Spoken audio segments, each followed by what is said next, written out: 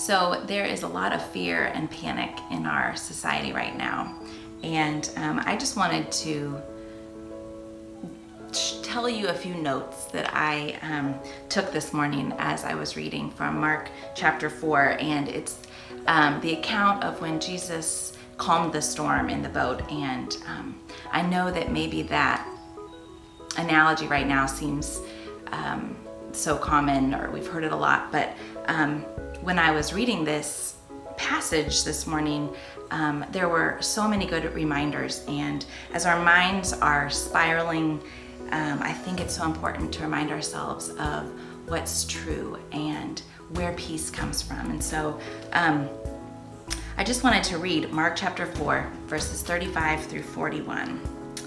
That day, when evening came, he, meaning Jesus, said to his disciples, "Let's go over to the other side of the lake or ocean."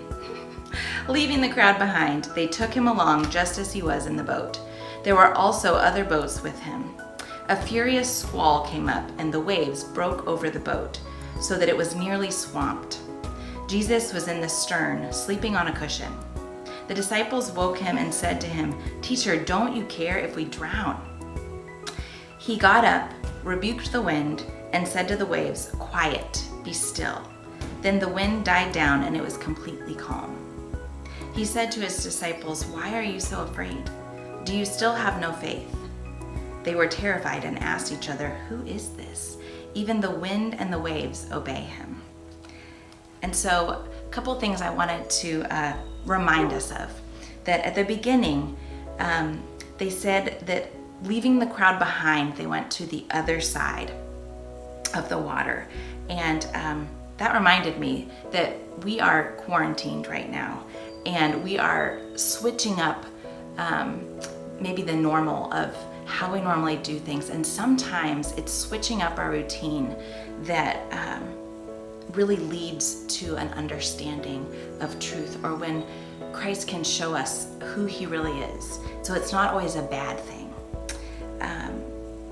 They were in this fishing boat, which was large enough to hold at least 13 men. So it was a big boat. And during this storm, the waves are crashing over the sides, so much so that it was nearly swamped. They thought they were going to die. They thought they were going to drown. And remember that these are professional fishermen. They are professionals at this. They've been in storms before, and yet this one was so big that they were panicking. And it reminded me a lot of the professionals in our society now. Like this thing is so big that they're panicking too, which then makes us panic as well. And yet there's Jesus sleeping in the back of the boat on a cushion, it says, which made me laugh, that he is just so comfortable back there in the back of the boat, not disturbed by the fact that the disciples think they are about to die, like this is the end for them. And so they wake him up and they say to him, "Teacher, don't you even care if we drown?" And I feel like we ask that too to the Lord sometimes. We're like, "Lord, do you even care?"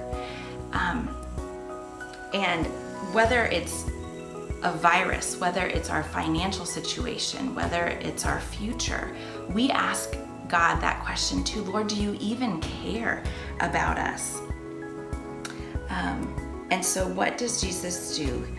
He gets up and he rebukes the wind and the waves, and he just says, "Quiet, be still." And so at his command, everything stops. It says it was completely calm. It went from chaotic to completely calm, which shows us his power, that he is able to calm everything, that everything has to obey his command. But then what really got me the most is that then he turns to his disciples and said, "Why are you so afraid? Do you still have no faith?" And he says that word, "do you still have no faith?" because they had just seen him do miracles. And so he says, "Do you still have no faith? Are you still afraid?" And he's not shaming them, because that's not Jesus' style. That's not what he does. He's pointing out a problem. He says, you've seen me do these miracles, and you know that God is in your boat, and yet you're still afraid because, and it boils down to one thing. Do you still have no faith? He asks. And I know that we throw that word around so often. Do you not have faith? Do you not believe? But what he's saying is that if you only knew who I am and the power that I have, you wouldn't be afraid. Sure, the storm may be chaotic. There still may be crazy circumstances. You may not know how it's going to turn out, but you can be calm and have peace because I'm in your boat and I've got the power and I know what I'm doing. And so I hope today, as we are looking at whatever circumstances and crises are in our lives right now, that we go to God, just like the disciples did. We go to him, to the one who has power, and we remember that he is in our boat, and we do not have to fear.